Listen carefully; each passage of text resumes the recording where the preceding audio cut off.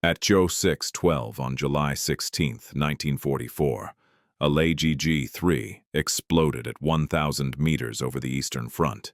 20-millimeter cannon shells tore through its fuselage from tail to cockpit in one long burst. The right wing folded at the root. Fuel tanks ruptured. Fire wrapped the entire airframe in 3 seconds. The pilot was still trapped under the canopy, hands beating against the glass, when the airplane broke apart. Burning pieces tumbled down in a wide arc. The largest fragment hit a field and dug a crater. The pilot was 23 years old. 4 missions, 0 kills, 0 chances left. Hauptmann Franz Weber smiled inside his oxygen mask. One more. He rolled left and slid the nose of his Bf-109 onto the next target. Another Soviet fighter, an older yak, wallowing in a shallow turn, too slow and too late. Weber pressed the trigger. Shells ripped off its tail at the fuselage. The yak spun end over end like a thrown stick. It hit the ground 6 seconds later. The canopy shattered on impact. The pilot's body snapped forward into the gun sight and stayed there. 2 kills in 6 seconds. Weber had 63 now. This felt like every other morning in 3 years of war. Then something happened that did not fit. The last Soviet fighter in the group did not dive away. It did not scatter. It turned hard. Inside the path his wingman had just flown. Weber's eyes snapped to it. The airplane was smaller than any yak he had seen before. Short nose, tiny frontal area, clean wings with no bomb racks. The canopy was a clear bubble, not a heavy framed box. The whole thing looked wrong. Too small, too light, like a toy someone had smuggled into a war. He ignored it for a second. Habit said, "Finish the pass, climb away, reset." His Messerschmitt was still in a shallow dive, speed climbing, wind screaming around the canopy. He pulled back on the stick to climb. Normally, down low, nothing the Russians flew could follow his dive and climb combination. Their machines were heavy and draggy. They lost energy. They lost height. He kept both. This time, as he pulled up through 1,500 meters, he saw the little yak swing up after him. No hesitation, no wobble, no delay. It was suddenly steeper than he was, nose coming up toward his tail, like someone had cut its weight in half. He pushed the throttle into emergency power. The DB-605 engine roared, but he was still heavy with fuel. He could feel it in the way the airplane answered the stick. The yak was lighter, much lighter. Each second it ate a few more meters of the gap. Weber cursed and tried to roll off and dive away again. Classic move. Hit and run. Do not stay. Do not turn. He rolled. The yak rolled with him. He broke left. The yak cut the corner. Its wing loading was lower, at this height and speed that mattered more than the letters on his knight's cross. He did not like how fast his options were disappearing. He had one move left that had worked against every Soviet type so far. Pure vertical. He yanked the stick back and went straight up. G-load slammed him into the seat. His vision tunneled. The Bf-109's wings groaned.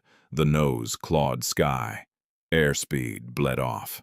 At the edge of stall, he felt the first buffet, the subtle shaking he had learned to respect and never ignore. He eased just enough to keep the wing from snapping.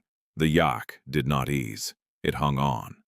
Lighter frame, less weight, lower stall speed. It stayed in the climb a half-second longer than he could. In close combat, a half-second is a lifetime. For that half-second, its nose pointed straight at his tail. He saw the faint flicker of its nose cannon. He did not hear its shots. He felt their effect. Shells slammed into the root of his right wing and cowling. One hit the oil cooler. Another tore through the glycol radiator. The clean engine roar turned to an ugly rattle. Hot oil sprayed across the canopy. Needles on his gauges leaped into the red. He stopped being the hunter. At 900 meters, the engine seized. The propeller went from blur to dead disk in less than a second. Drag hit like a fist. The Bf-109 yawed hard. Weber fought the stick and rudder, trying to keep the nose down, keep some control, keep the airplane flying just long enough.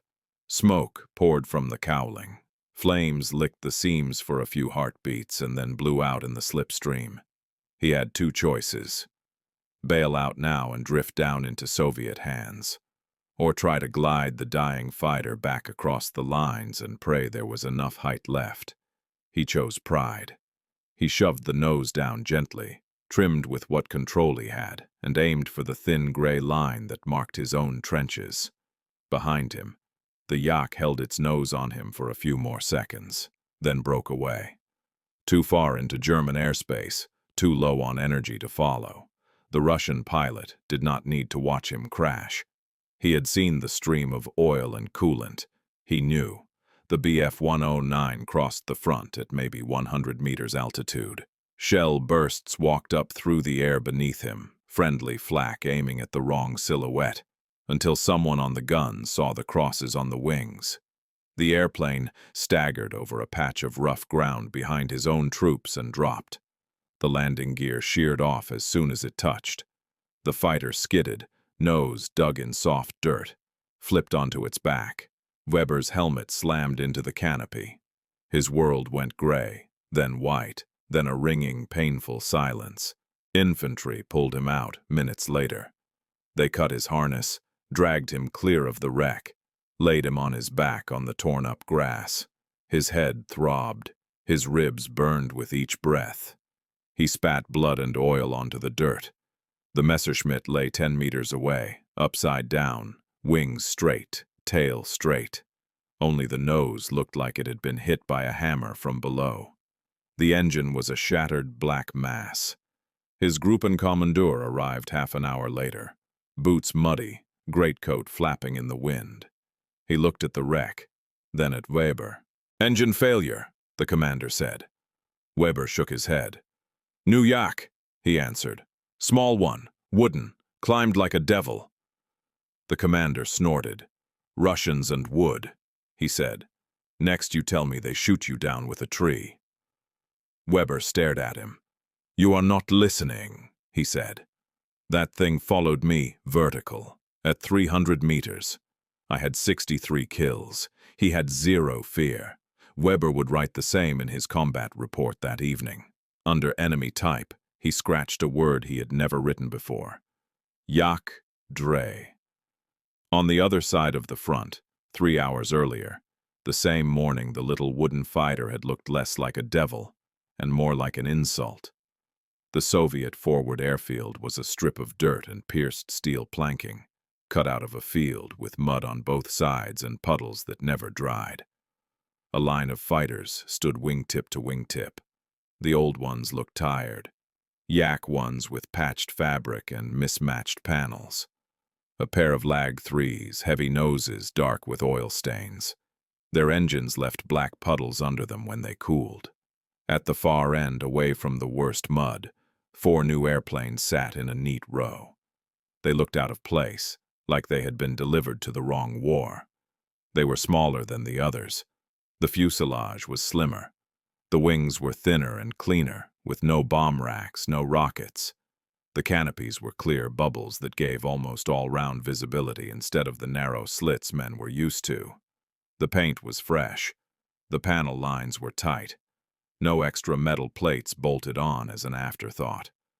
A group of pilots stood in front of them, cups of hot tea steaming in their hands, cigarettes burning between fingers. They stared at the new machines with the sharp suspicion of men who had survived long enough to distrust anything new. One of them, tall, broad-shouldered, with a pale scar running under his left eye, snorted. "They sent us toys," he said. "Plywood toys."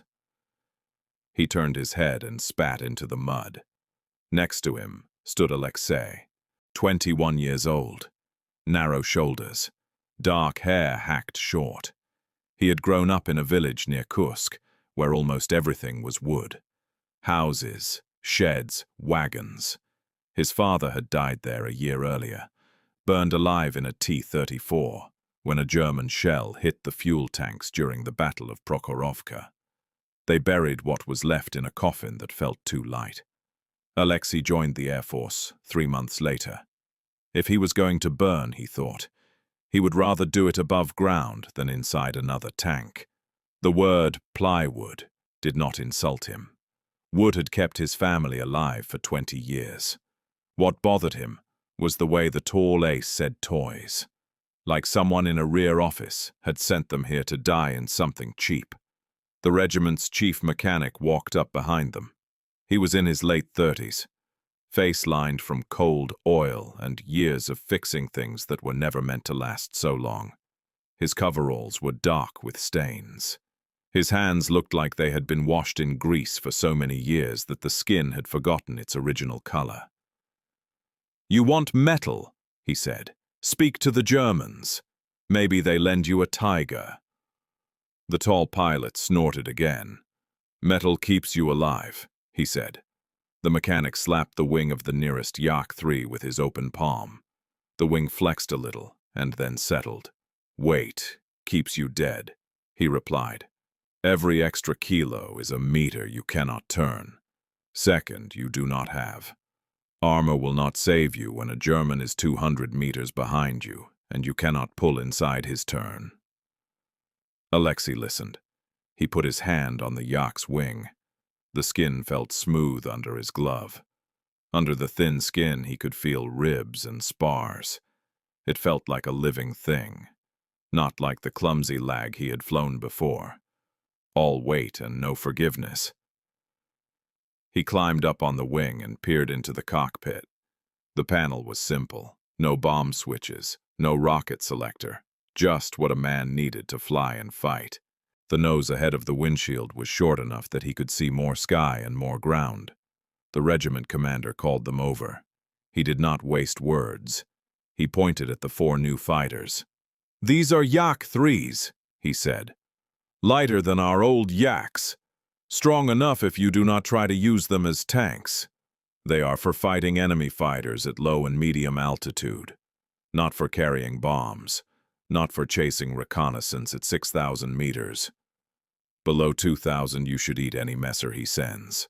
The tall ace raised an eyebrow. "Should," he said. The commander stared back. "Will," he corrected. He assigned pilots. The 4 new machines went to the best shooters and the quickest hands. 1 to the tall ace, 1 to his trusted wingman, 1 to a seasoned squadron leader, 1 to Alexei's surprise, to him. "Me," he asked. He had 12 missions, 3 shared kills, 0 solo. The commander nodded. "You listen," the commander said. "You do what the airplane tells you. You do not fight it with your pride." The tall ace frowned. "Give him my old Yak," the ace said. "I will take the new one. Let the boy live another week." "You will take one," the commander said. "He will take one. We will see who lives." Later, with engines warming, the mechanic climbed onto the wing of Alexei's airplane and leaned into the cockpit. "Listen," he said. "You are not in LGG. You are not in armored coffin. You are in knife. No bombs, no extra tanks. We gave you fuel for dogfight, not for tourism. Below 2,000 meters, this thing can turn around almost inside its own shadow. Use that. Do not climb to 6,000 to play games with them. That is for someone flying a different machine." "What about armor?" Alexei asked. His voice was steady.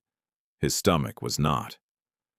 "If they hit you right," the mechanic said, "steel or wood, you die, so do not let them hit you right." The mission brief was simple. Escort a group of Il-2 Sturmoviks to hit German artillery positions near a small village whose name no one in the room would have remembered in 10 years. The Sturmoviks would fly low. The fighters would fly slightly higher, ahead and above, to catch anything coming down on them. Alexei's Yak 3 left the ground like it had been kicked. Acceleration pressed him into the seat in a way the old LGG never had. The airplane did not lumber. It leaped. At 200 kilometers per hour, it already wanted to climb. He formed up on the wing of the tall ace. Below them, 4 Il-2s dragged themselves toward the front, heavy and slow, armored bellies full of bombs and rockets. They crossed their own trenches. The ground turned from brown to black craters and white shell bursts, smoke columns, flashes, then enemy territory. The first warning came as dots against the sun. 4, maybe 5, small crosses high above and ahead. BF-109s sliding into position. 2 stayed high, 2 dropped their noses. Alexei felt his mouth go dry. His fingers tightened on the stick. His yak felt light under him, eager. The diving Messerschmitts went for the Il-2s, as always. Big, slow, valuable. Better to kill 1 Sturmovik than 2 yaks. The tall ace broke into them, pulling into a turn so tight that Alexei's brain told him it should not work. In an old Yak 1, he would have stalled and fallen out of the sky. In the Yak 3, the wing shuddered and held. Alexei followed. He hauled on the stick. The G-load punched him down. His vision narrowed at the edges. The Yak 3 bit into the turn and did not let go. The Messerschmitt's path slid across his gun sight. For a heartbeat, the German was right where he needed him to be. He fired. The nose cannon hammered.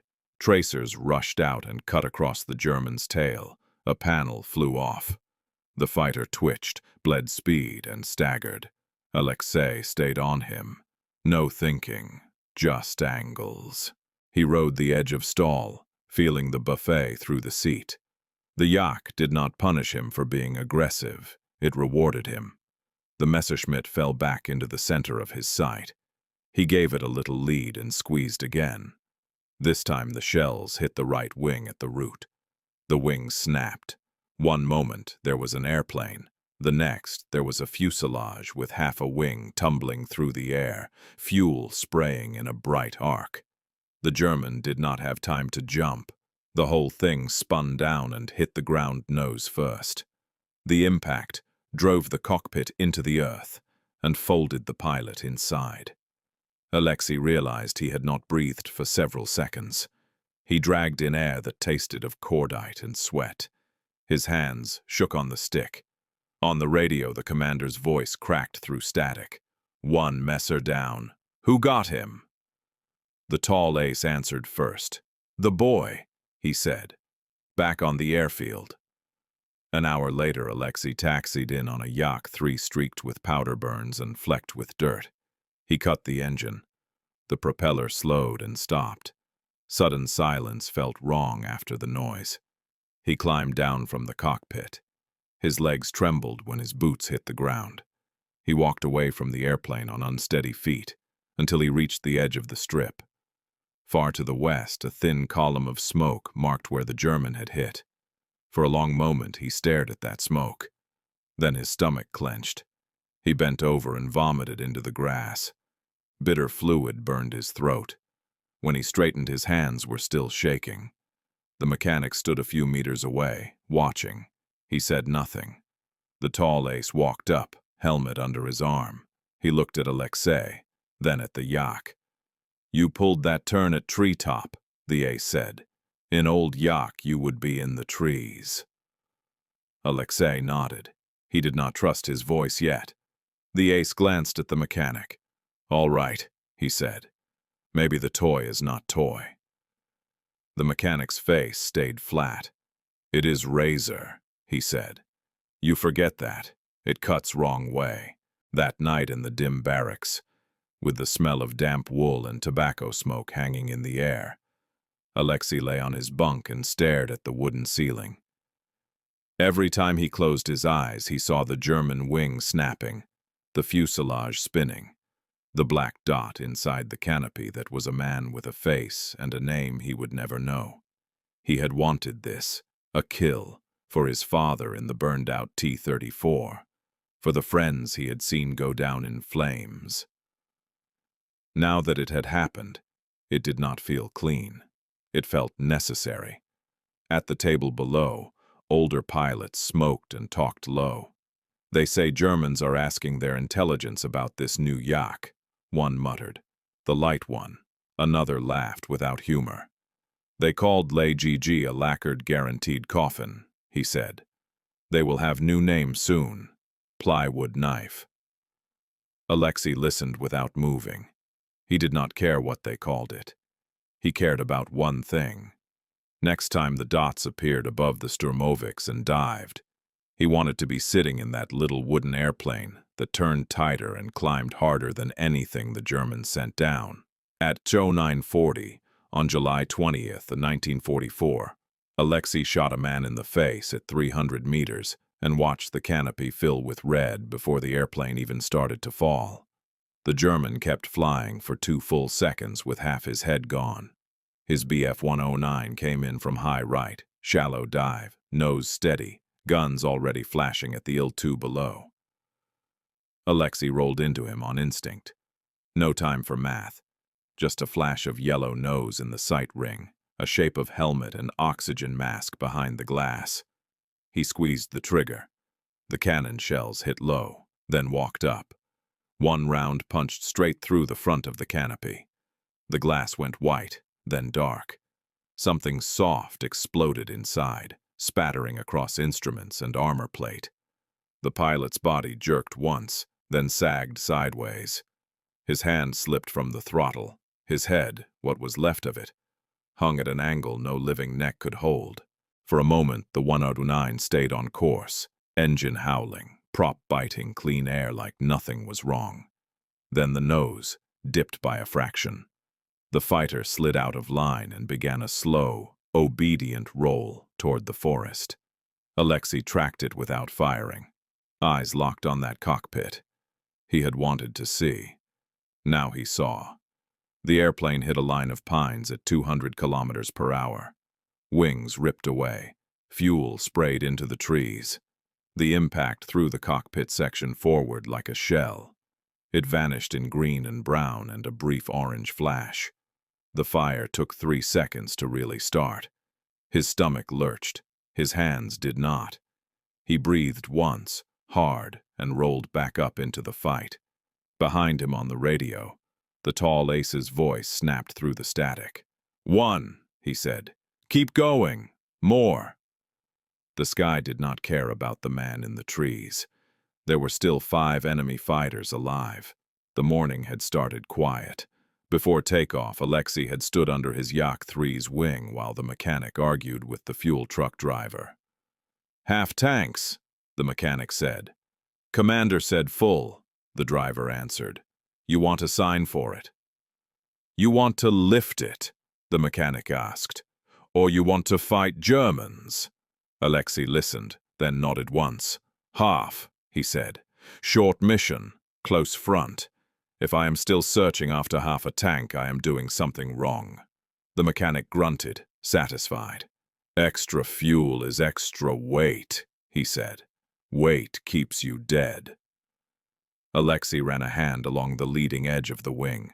Cool metal, smooth paint. This airplane had carried him through his first solo kill days ago. The image of that other German still woke him in the dark. Canopy full of fire, a black dot thrashing against glass, wings snapping off, cockpit rolling end over end with a man still trapped inside. His legs had shaken on the ground afterward. He had bent over and vomited until there was nothing left.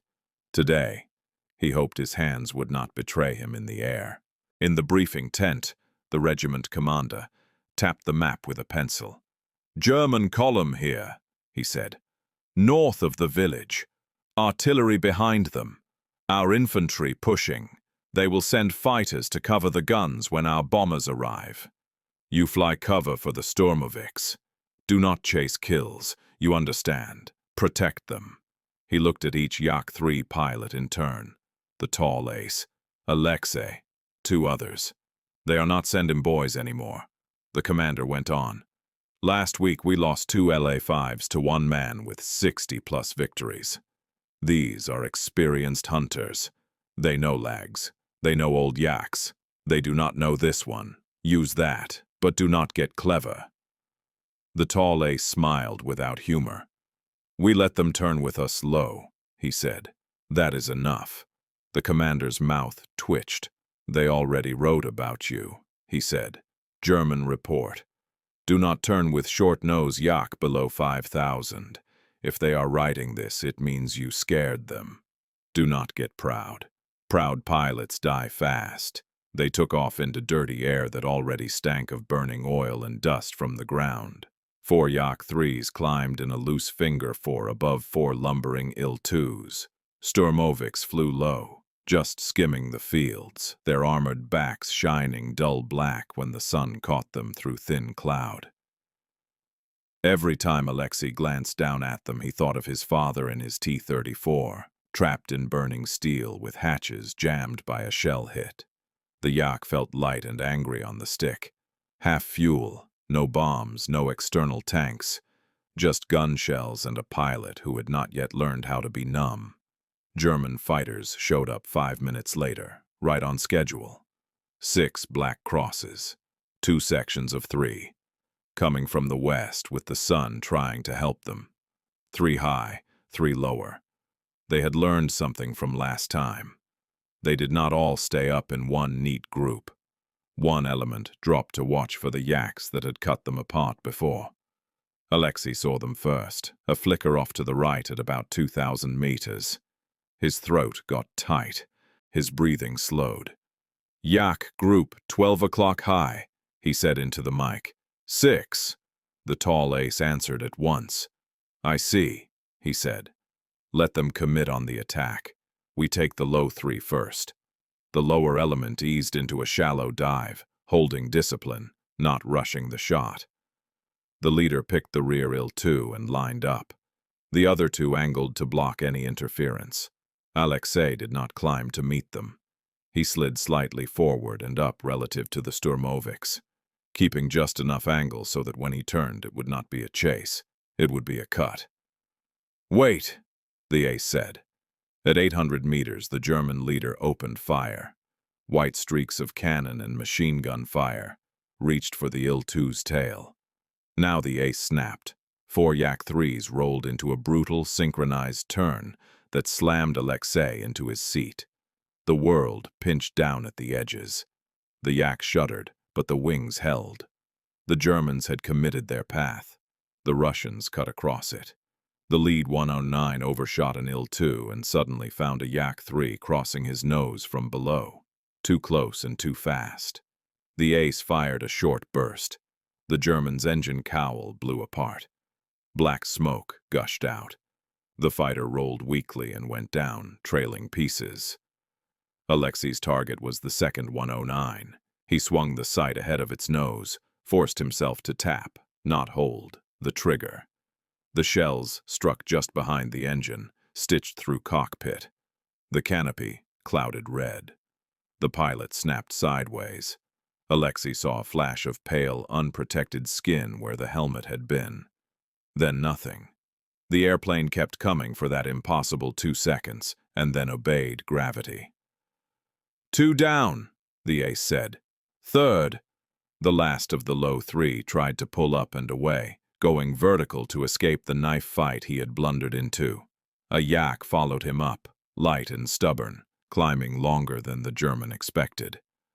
At the top of the loop, the yak's guns reached him. Pieces of wing separated. Both aircraft fell, one burning, one tumbling. No parachutes. Above, the high German element had watched all of this. Their leader had a choice: stay high and useless while his comrades died, or drop into the same low-level arena where something was wrong with all the old rules. He chose duty. He pushed the stick forward and brought his 3 down into the mess at about 600 meters. What followed was less a dogfight than a street brawl.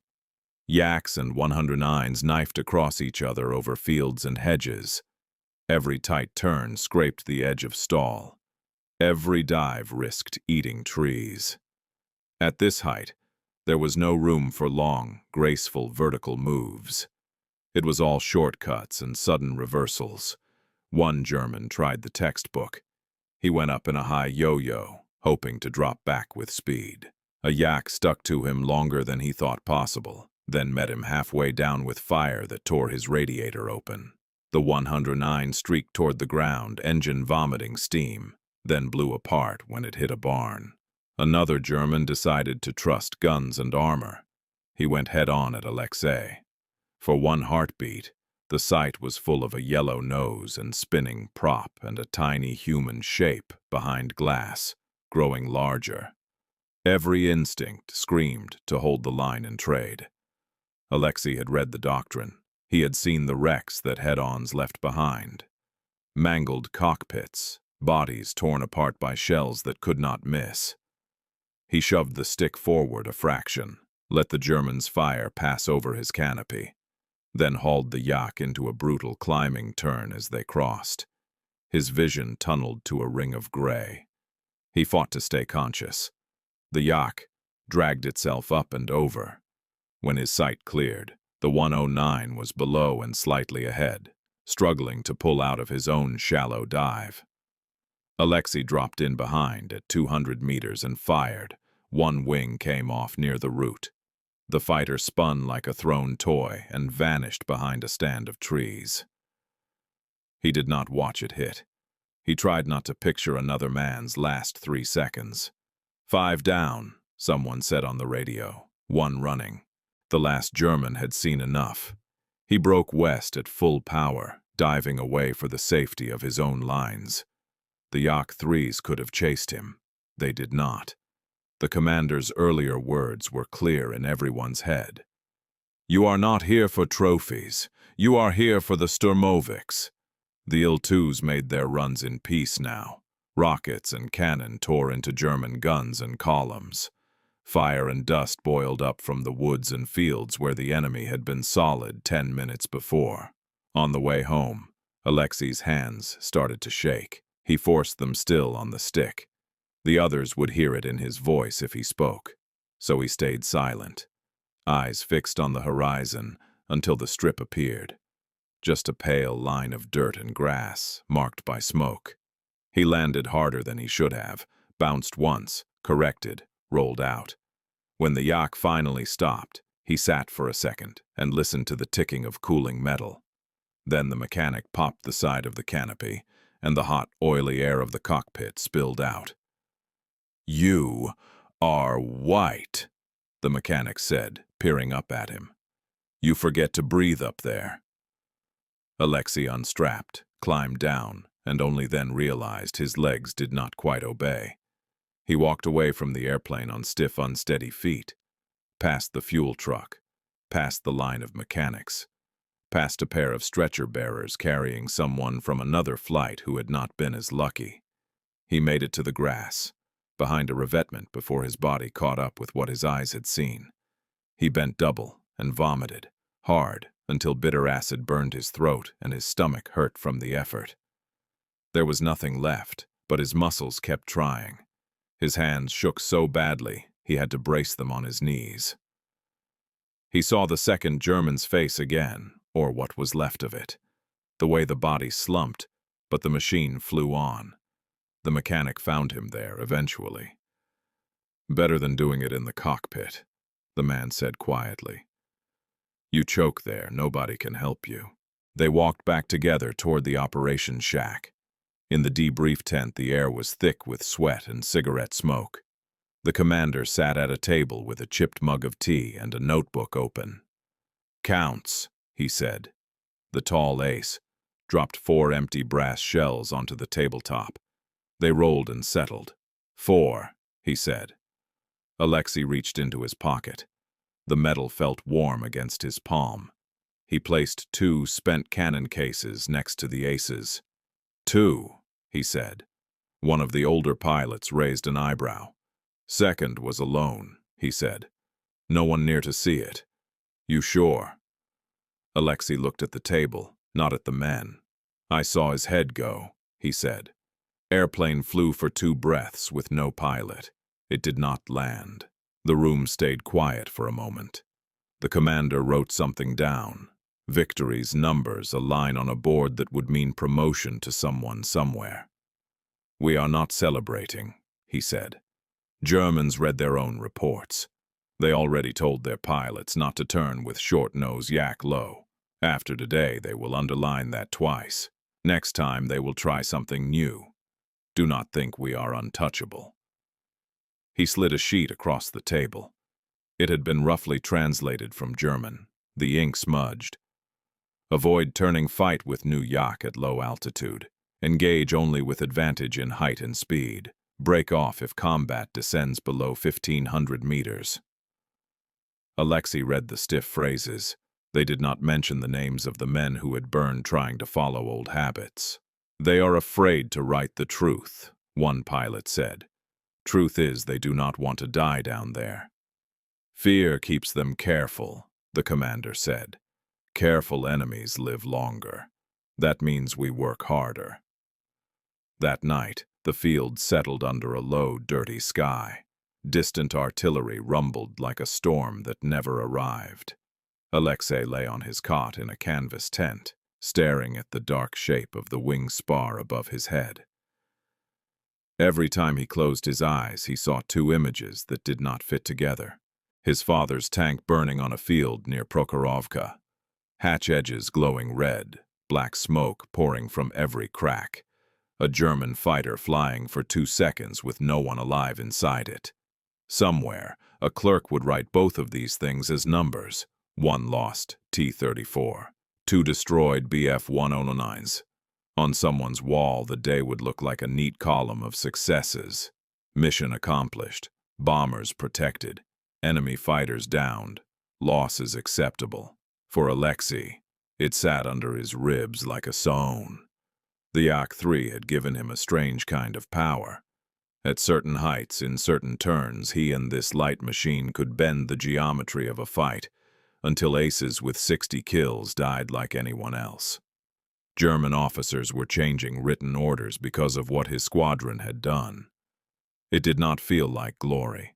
It felt like being handed a sharper knife in a room that was still full of people who wanted to cut you. He turned on his side, pulled the thin blanket up against the cold, and tried to sleep, knowing that somewhere across the lines, another man in another tent was reading the same directive from the other side. Avoid turning with the short-nose yak low, not because paper said so, because the fresh graves on his airfield already had the answer written on their wooden crosses. 3 days before, Hauptmann Franz Weber refused to attack. Leutnant Hans Kruger died screaming at 400 meters with his cockpit full of fire and his hand fused to the canopy release that would not open. Weber watched from 2,000 meters above, close enough to see everything, too far to help. Kruger had ignored the directive. New orders said, "Do not engage short-nose yak below 5,000 meters." Kruger was 23 with 11 kills and thought rules were for men with less courage. He saw a lone Yak-3 circling low and dove at full throttle. Clean bounce, perfect angle, textbook kill. The Yak turned inside his first burst like it weighed nothing. Kruger pulled hard. His 109 shuddered, wings flexing. He held the turn. Got the sight on target. Fired. Missed. The Yak rolled inverted and pulled through, losing almost no speed, coming around onto Kruger's tail before he could process what happened. Cannon shells hit low and walked up. One punched through the fuel tank. The aviation fuel atomized and ignited all at once, turning the entire rear fuselage into a torch. Kruger's scream came through the radio. High, thin, more animal than human.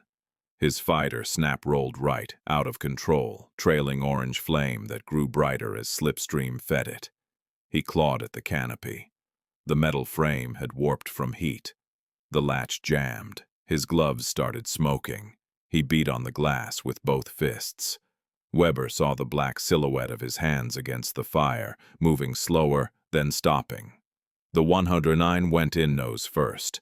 Ball of dirty orange flame. Pieces thrown 100 meters. The Yak-3 circled once, then climbed away east without wasting ammunition on a man already dead. Weber did not speak, did not move.